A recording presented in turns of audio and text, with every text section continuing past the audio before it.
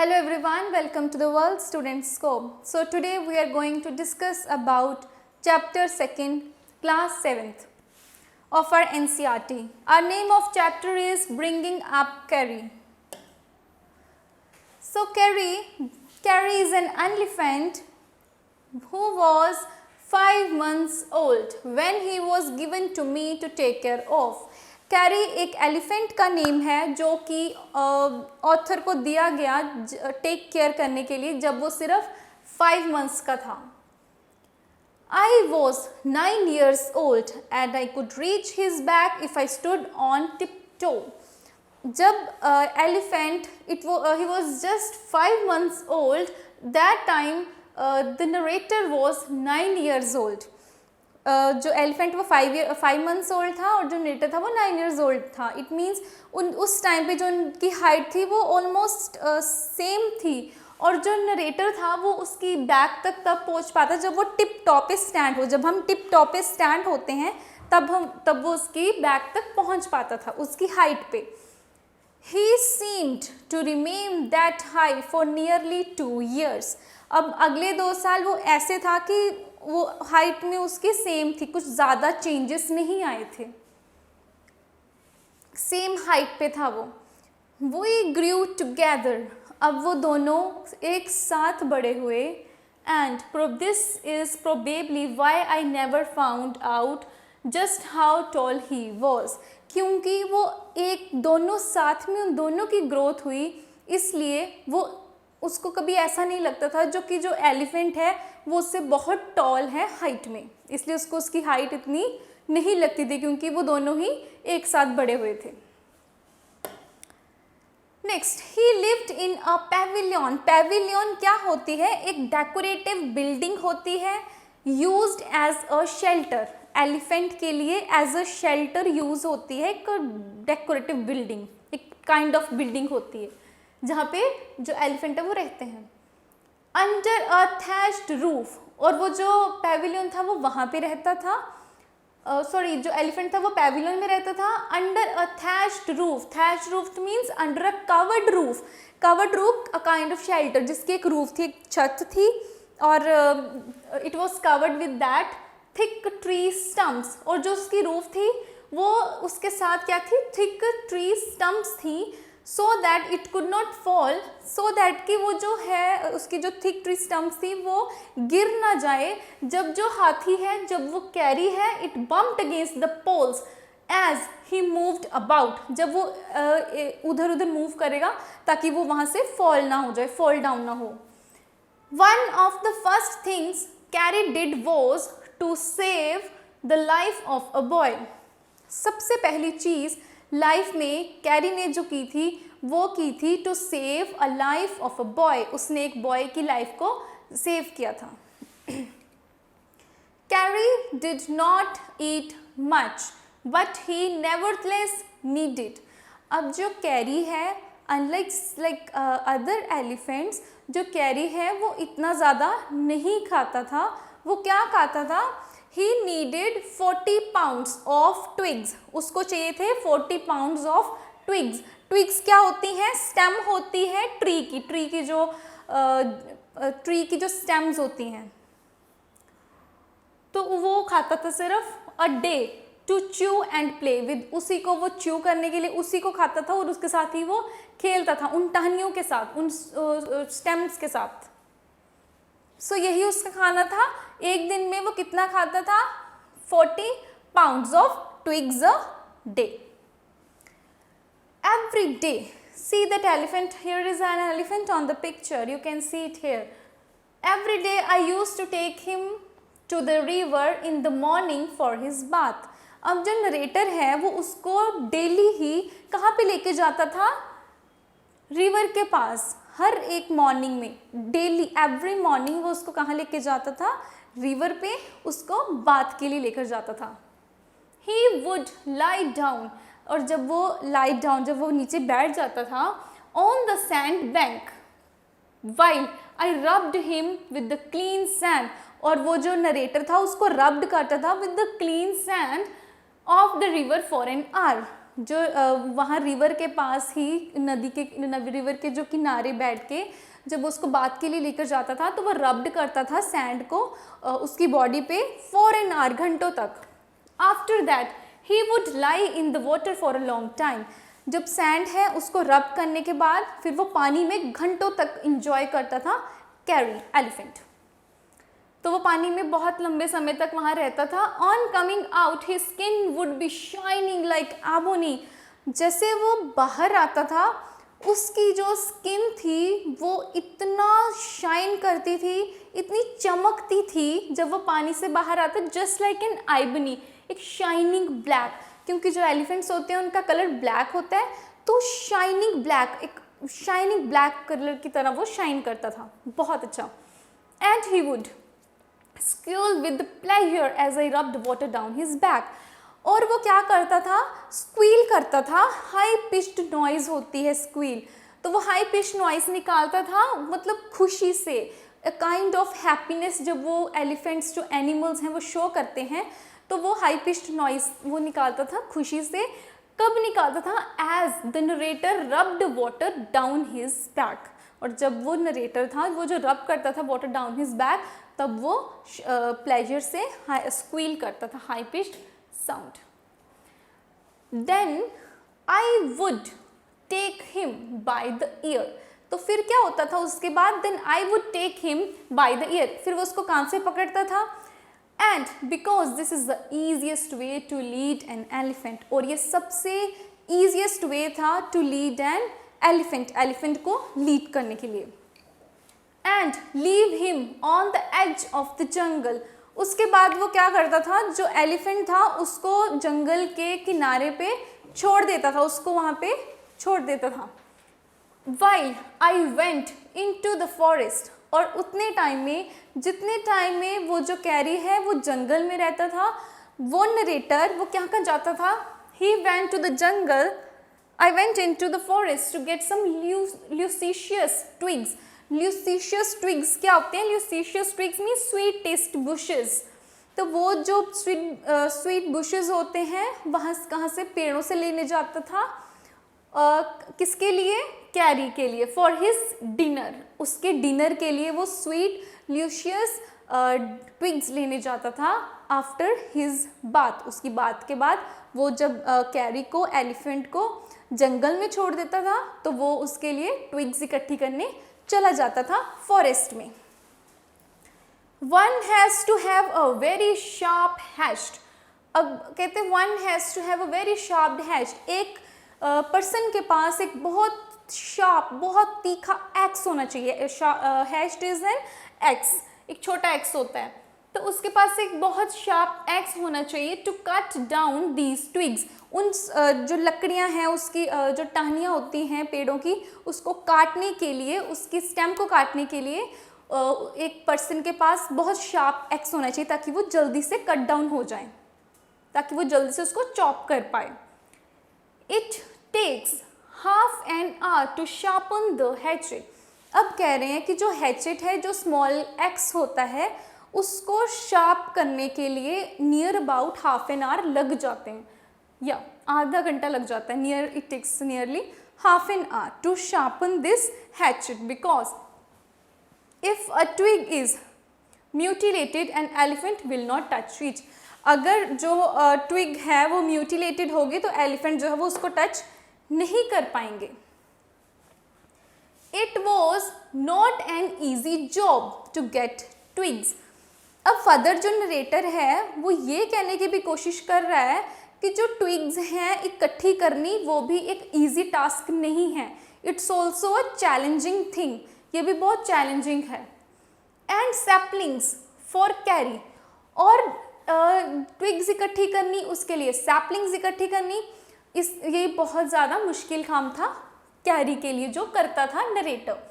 I had to climb all kinds of trees to get the most delicate and tender twigs.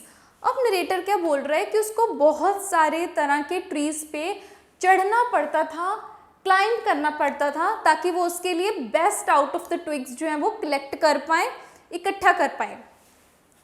As he was very fond of the young branches of the banyan tree, कहते कि वो बहुत fond था, बहुत चाहत थी उसकी, जो किसको खाने की चाहत थी, young branches of the banyan tree, जो बनियन ट्री की यंग जो ब्रांचेस होती हैं, which grows like a cathedral, something that resembles as in size, तो जो कि कैथेड्रल की तरह ग्रो हुई होती हैं, of leaves and branches. I was gathering some one spring day, तो वो उसके लिए गैदर करता था, वो सारी ट्विग्स जो हैं अच्छे अच्छे ट्रीज से, उसके लिए वो ट्विग्स जो हैं वो इकट्ठी करके लेकर आता था, with the help of hatchet, hatchet a small x, एक एक्स की हेल्प से वो उसके लेके आता था, so that he can eat this for the dinner, वो डिनर के लिए इकट्ठी करता था। And this carry Yeats about 40 pounds of twigs every day, he chew it and he also play with it. One spring day in March when I suddenly heard Carrie calling to me in a distance.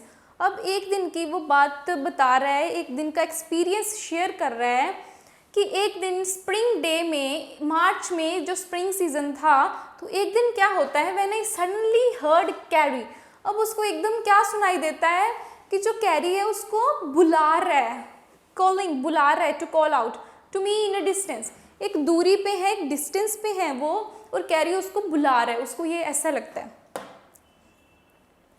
As he was still very young, the call was more like that of a baby than an elephant.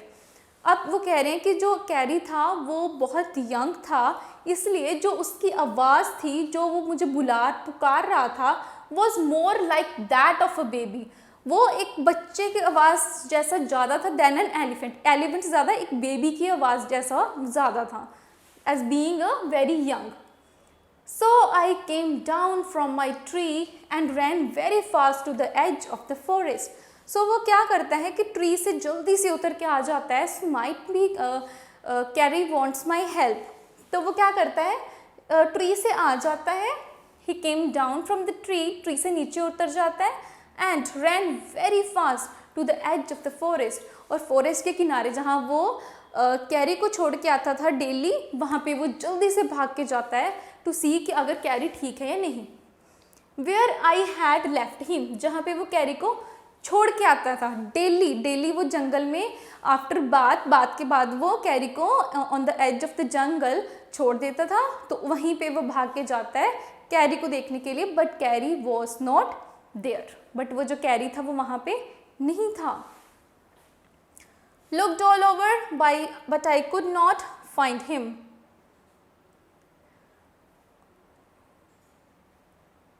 So I went near the edge of the water. अब जंगल में ढूंढने के बाद जो narrator है वो कहाँ पे जाते हैं, near the edge of the water, and I saw a black something struggling above its surface.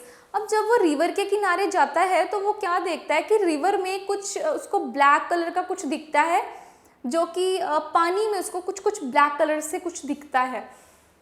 He saw something with the black surface, कुछ ब्लैक सरफेस के जैसा उसको दिखता है। Then it rose higher. फिर क्या होता है, वो जो उसको जो दिख रहा होता है वो ऊपर उठ जाता है, जैसे एलिफेंट था, पहले वो पानी में था, फिर वो बाहर आ गया। धीरे धीरे जब वो बाहर आ रहा था तो उसको क्या पता चला नरेटर को, it was the trunk of my elephant, वो जो एलिफेंट की ट्रंक थी, वो जो ब्लैक उसको दिख रहा था surface. I thought he was drowning, अब उसको ऐसा लग रहा था नरेटर को उस टाइम पे कि कोई चीज़ डूब रही है, तो बट वो डूब नहीं रही थी। So he thought he was drowning, कि वो ड्रॉन कर रहा है। आई वॉज हेल्पलेस, अब वो उसको ऐसा लग रहा था कि जो एलिफेंट है, जो कैरी है, वो डूब रहा है, लेकिन ही वॉज हेल्पलेस, लेकिन वो हेल्पलेस था, वो कुछ नहीं कर सकता था उस टाइम पे। क्यों नहीं कर सकता था? Because I could not jump in to the water and save the 400 pounds of him since he was much higher than I. लेकिन वो पानी में नहीं जा सकता था क्योंकि वो 100 pounds 400 pounds का था, उसका जो वेट था वो 400 pounds का था। तो वो कह रहा था कि मैं पानी में जंप करके एक 400 pounds के एनिमल को सेव नहीं कर सकता, since he was much higher than I, कि वो मेरे से बहुत टॉल भी है, मेरे से बहुत बड़ा भी है, इसलिए वो उसको नहीं बचा सकता। So there is no use to jump into water. Okay, but I saw his back rise above the water, and the moment he caught my eye, he began to trumpet and struggle up to the shore. अब क्या होता है, अब वो ये बोल रहा है कि जैसे ही but I saw his back, अब वो उसके बैक को देखता है जो पानी से थोड़ी सी ऊपर उठी होती है, एक ब्लैक कलर का सरफेस उसको देखता है थोड़ा सा.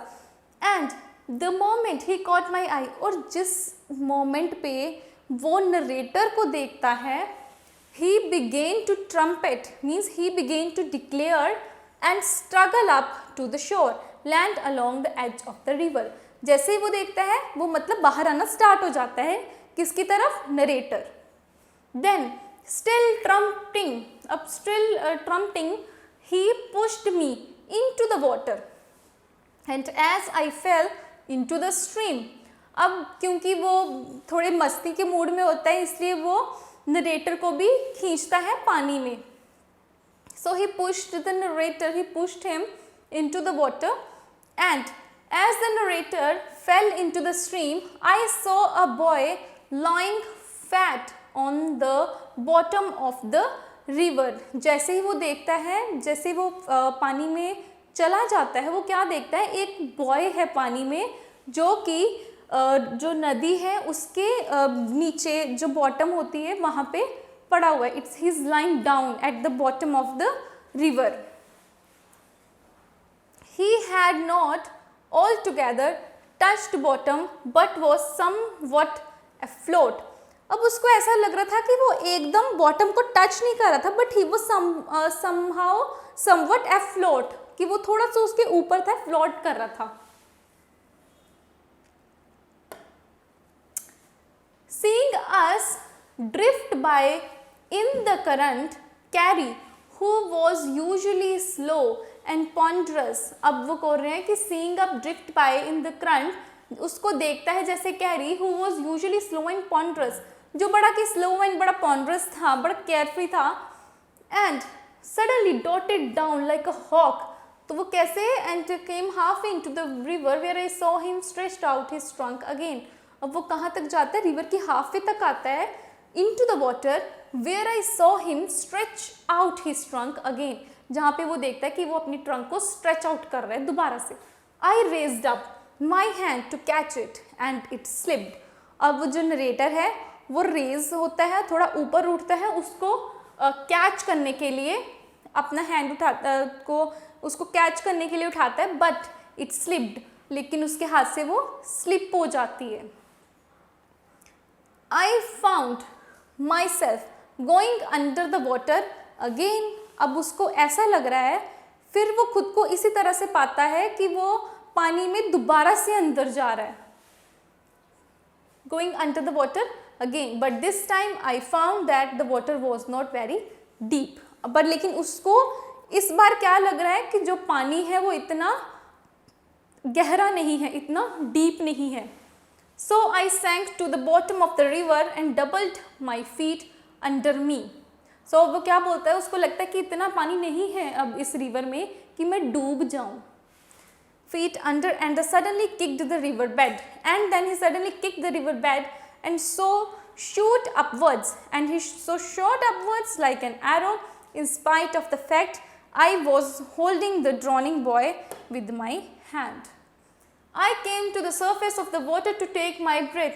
अब वो जो इतना टाइम पानी में रहने के बाद अब वो बाहर आता है पानी नदी से, थोड़ा सा खुद को ऊपर उठा के he comes to the surface of the water, water की सरफेस पे आके to take the breath, एक सांस लेने के लिए वो थोड़ा सा बाहर आता है. And then Carrie was standing, his feet planted in the sand bank and his trunk stretched out like a hand waiting for mine. और उसके जो ट्रंक है वो ऐसे स्ट्रेच्ड आउट हो रही थी जैसे कि उसके जो हाथ हैं उसके नरेटर की ही वेट कर रहे थे. तो कैरी वो स्टैंडिंग देयर, जैसे वो बाहर निकलता है सांस लेने के लिए तो Kari was already standing there, वो ऑलरेडी वहाँ पे खड़ा था. जो उसके फीट थे, पैर थे, it was planted in the sand bank में थे, और जो उसकी ट्रंक थी it was stretched out like a hand waiting for me.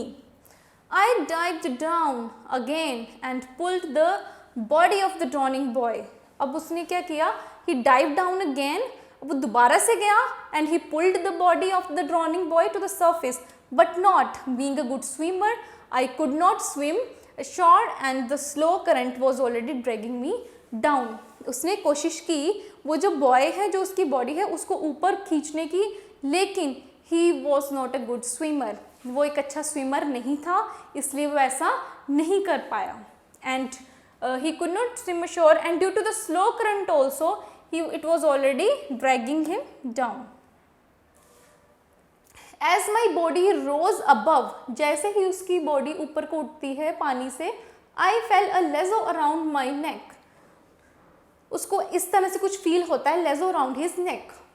This frightened me, और वो उससे देख के कुछ डर जाता है कि what is this thing?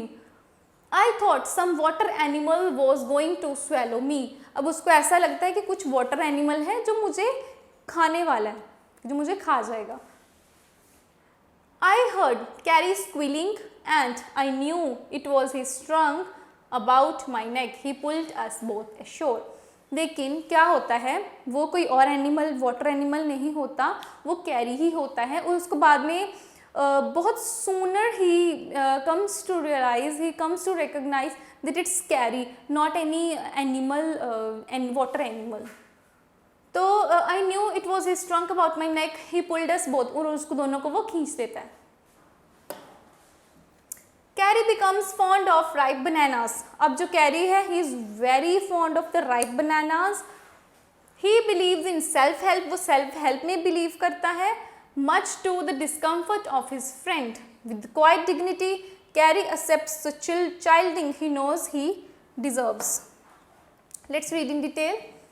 Carrie was like a baby. जो कैरी था, जो एलिफेंट था, he was just like a baby. वो एक बेबी की तरह ही था.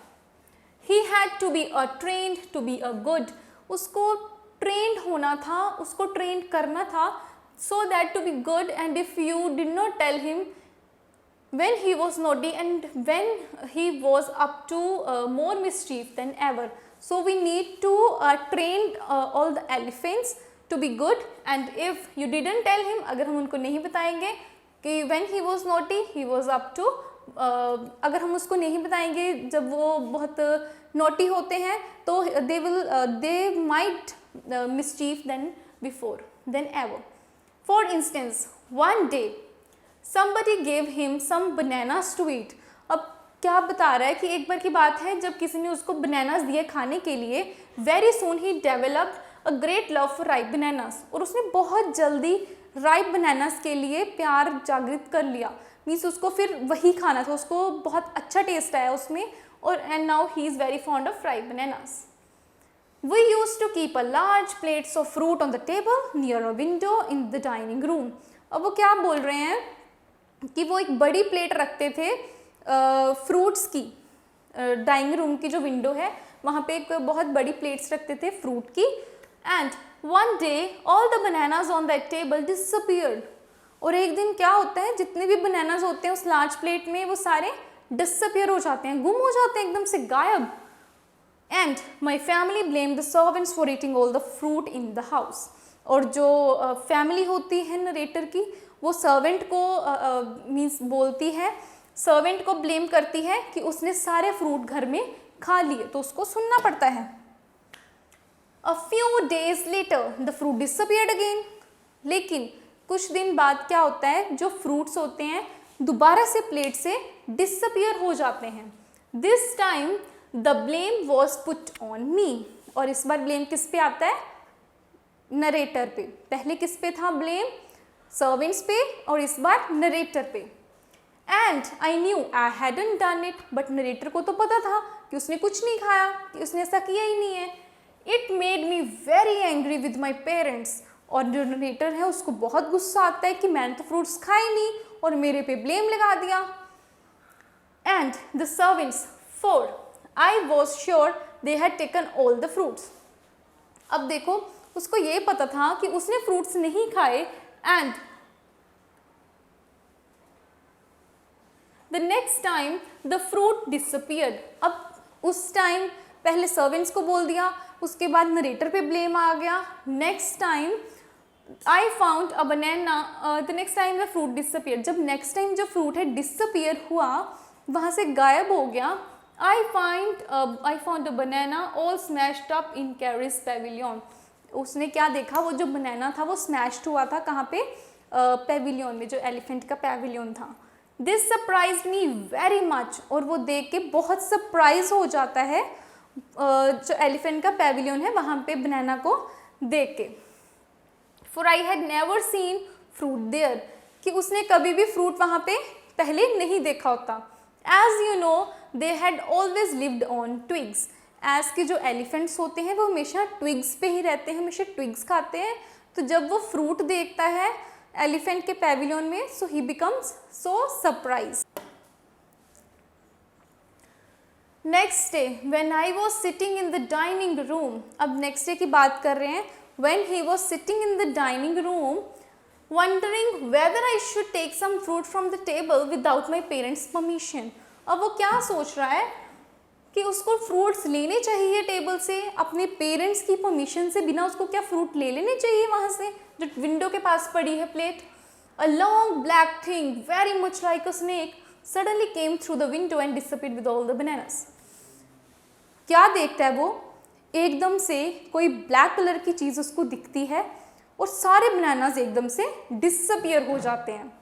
और वो चीज़ जो ब्लैक कलर की होती है वो किस तरह से दिख रही होती है, just like a snake. I was very much frightened because I had never seen snakes eat bananas. अब वो इतना शॉक्ड होता है, इतना फ्राइटन्ड होता है कि उन्होंने कभी देखा ही नहीं कभी एलिफेंट्स को बनाना खाते हुए। And I thought it must be a terrible snake, तो उसने सोचा ये कोई टेरिबल स्नेक होगा that would sneak in and take fruit, कि वो कोई टेरिबल, उसने बोला कि वो कोई स्नेक होगा, कोई टेरिबल सा जिसने सारे बनानास एक बारी में ले लिए। I crept out of the room and with great fear in my heart. अब वो जो है नरेटर वो तो डर गया कि इतने सारे बनानास कहाँ गए, that thing was seemed to be like a snake, but उसने सोचा कि शायद उसने सारे ले लिए, तो वो डर के मारे घर से जब बाहर निकलता है, feeling sure that the snake would be come back in to the house, और उसको ऐसा लगता है कि स्नेक दोबारा से घर में वापस आएगा और हम सबको मार देगा, कि वो दोबारा से फ्रूट लेने के लिए घर में आएगा और अब सबको मार देगा। As I went out I saw Kari's bag, जैसे वो घर से बाहर निकलता है वो क्या देखता है, carries bag disappearing in the direction of the Pavilion, कि जो कैरी है वो कौन सी डायरेक्शन में जा रहा होता है, पेविलियन में, अपने घर की तरफ। And I was so frightened that I wanted his company to cheer me up, और वो बहुत फ्राइटेंड होता है क्योंकि वो उसकी कंपनी चाहता होता है चीयर अप करने के लिए। I ran after him in to the pavilion, तो वो क्या करता है नरेटर, भाग के जाता है उसकी पेविलियन की साइड में, and I found him there eating bananas, और वो बनानास कौन खा रहा होता है, it was not a terrible snake but it was a elephant, it was an elephant who was eating bananas. I stood still in astonishment. The bananas were lying strewn all around him.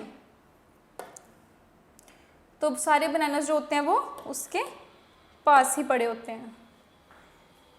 He stretched out his trunk and reached for one far away. Now अब वो क्या करता है, अपनी जो trunk है उसको stretch out करता है and reached for one far away from where he was standing. और एक को वो लेकर आता अपने पास, जो कि थोड़ी सी डिस्टेंस पे होते हैं जहाँ पे वो खड़ा होता है। दैट इंस्टेंट, और उस टाइम क्या होता है, the trunk looked like a black snake, और वो जो एलिफेंट होता है वो किस तरह दिख रहा होता है, like a black snake. And I realize that Kari was the thief, तो वहाँ उसको क्या पता चलता है कि वो कोई स्नेक नहीं था, जो चोर था वो कौन था, carry, it was carry. I went to him, वो उसके पास जाता है, pulled him out by the ear, उसको कान से पकड़ता है, and joyously showed my parents that it was the carry and not I had eaten all the fruits these many weeks. और वो उसको कान से पकड़ के अपनी फैमिली के पास ले जाता है एंड उसको क्या बताता है कि it was Carrie who has eaten all the fruits these days, it was not me, कि वो उसने नहीं खाए थे, वो कैरी ने खाए थे। Then I scolded him, फिर वो उसको डांटता भी है, for elephants understand words as well as children. अब जो एलिफेंट है वो वर्ड्स को समझते हैं. And I said to him, next time I see you stealing fruit, अगर next time मैंने तुम्हें देख लिया फ्रूट्स को चुराते हुए, you will be whipped. Okay, he knew that we were all angry with him. अब उसको पता था कि हम सब उससे गुस्सा हैं, तो फिर वो क्या करता है? Even the servants has also angered with him. वो भी उससे गुस्सा हैं. His pride was so injured, उसकी जो pride थी बड़ी injured हो गई थी, that he never stole another thing from the dining room, कि वो अब कभी भी कुछ नहीं उसने चुराया डाइनिंग रूम से. उसकी जो pride थी बहुत injured हो गई, कि उसको बहुत hurt हुआ उसको. And from then on if anybody gave him any fruit, he always squealed as if to thank them. तो जब भी अगर उसके बाद कोई उसको फ्रूट देता था, वो क्या करता था? स्क्वील करता था उनको थैंक करने के लिए. An elephant is willing to be punished for having done wrong. जो एलिफेंट है वो विलिंग होता है कि अगर उसको हम पनिशमेंट दें अगर उसने कुछ गलत किया है. But if you punish him without any reason he will remember it and pay you back in your own coin. See, अगर कोई एलिफेंट है उसने गलती की है तो वो उसको एक्सेप्ट करेगा, वो पनिशमेंट को भी एक्सेप्ट कर लेगा कि मुझे पनिशमेंट मिली है because I have done something wrong. लेकिन if you will punish him without any reason, अगर हम किसी रीज़न के बिना ही उसको पनिश करेंगे तो वो क्या करता है? उसको याद रखेगा और उसको पे बैक भी करेगा अपनी कॉइन्स में, अपनी टर्म्स में. So that's all for today. In the next lecture we will continue this same chapter in the next, and after that we will do the question answers and back exercise also. So that's all for today. Thank you.